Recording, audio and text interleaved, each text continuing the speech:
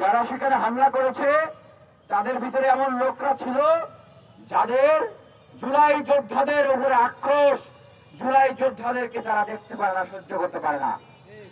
আর যারা নির্দেশ দিয়েছিল এই হামলা করার, তাদের সাহস ছাড়া তো তারা এই ধরনের হামলা করতে পারতো না, পারতো? গতকালকের হামলার নির্দেশ কোথা থেকে এসেছে, কারা দিয়েছে, সেটা আপনারা বের করবেন, সেটা বের করতে হবে। বাংলাদেশকে নিয়ে নতুন করে ষড়যন্ত্রের খেলা শুরু হয়েছে।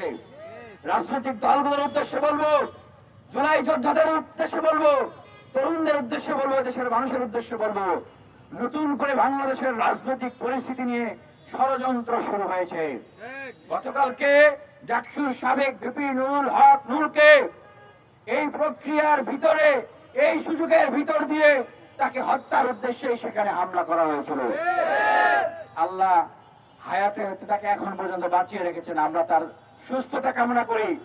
কালকে যারা সেখানে হামলা করেছে, আজকে প্রায় 24 ঘন্টা হয়ে গিয়েছে, এই মাঝাভাঙ্গা ইন্টারিম গভর্নমেন্টের মন্ত্রীদের সেই সক্ষমতা হয় নাই তাদের বিচার করে।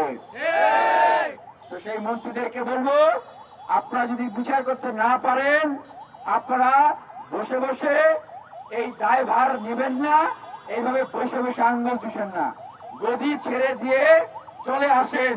কেন পারতেছেন না? আপনাদেরকে কারা কিছু করতে দিতেছেন না সেটা পাবলিকলি বলেন। মানুষের এত হাজার হাজার মানুষের জীবনের উপর দিয়ে যে অভ্যুত্থান হয়েছে, সেই অভ্যুত্থান নিয়ে আপনারা ছল ছাতানি করেন না, সেই অভ্যুত্থান নিয়ে প্রতারণা করেন না। এই যে তরুণদের যে সেন্টিমেন্ট, তরুণদের যে চোখের জল, তরুণদের যে তীব্রতা, এটাকে যদি আপনারা উপলব্ধি করতে এখনো ভুল করেন, তাহলে আপনাদেরকে হয়তো বড় মাসুল দিতে হবে। আরে আমরা জীবন দিব, জুলাই দেব না। আমরা জীবন দিব, এই অভ্যুত্থানকে আমরা বেহাত হতে দেব না। কথা পরিষ্কার, পরিষ্কার এবং পরিষ্কার। সময়ের অপেক্ষা। যদি এভাবে করে আপনারা ঘৃণ্য ষড়যন্ত্র করতে থাকেন, ষড়যন্ত্র করতে চান, জুলাই যোদ্ধারা আবার রাজপথে নেমে আসবে।